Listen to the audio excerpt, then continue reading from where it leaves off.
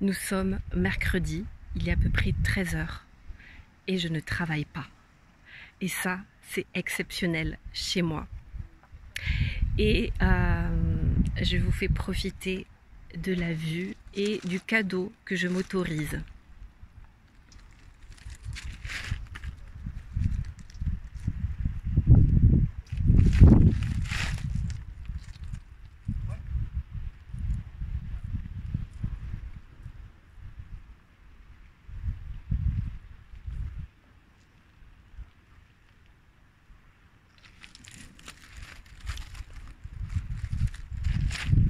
Alors je me mets comme ça parce que sinon je suis à contre-jour. Et pourquoi je vous montre ça? Pas pour me la péter, quoique. Je suis à La Ciotat. Mais au-delà de ça, en fait, c'est pour vous partager quelque chose qui me paraît essentiel pour tenir dans la durée, surtout quand on est à son compte. Puis en général, c'est de s'accorder des moments yin après des moments yang. Et ça, c'est quelque chose que je ne m'accordais pas du tout parce que moi, je suis plutôt une grosse bosseuse.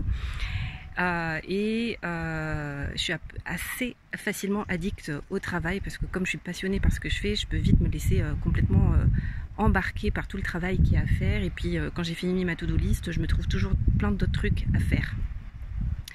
Et la semaine dernière, j'ai fait mon immersion, ma fameuse immersion danse intérieure pendant 5 jours. C'était exceptionnel, vraiment un super groupe, très riche, très dense, très intense.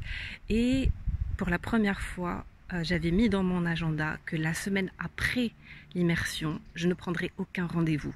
Ça serait vraiment du temps yin, justement, d'infusion, d'introspection, de repos avec moi-même pour me reposer après, finalement, ce temps en groupe où j'ai donné, j'ai transmis et où j'ai moi-même aussi besoin d'intégrer ce qui s'est aussi passé à la fois pour le groupe et aussi pour moi parce que ça a été très riche et je pense qu'aujourd'hui personne ne mesure ce qui s'est passé la semaine dernière.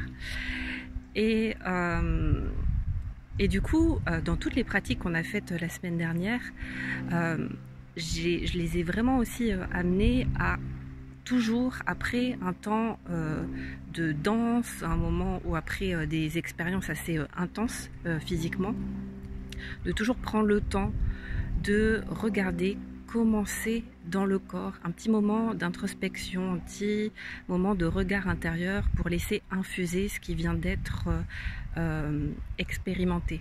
Parce que sinon, on passe la plupart du temps à sauter d'expérience en expérience sans jamais prendre le temps finalement d'intégrer, de laisser infuser. Et du coup, on ne retire pas vraiment le nectar de l'expérience, de tous les enseignements qui ont été vécus.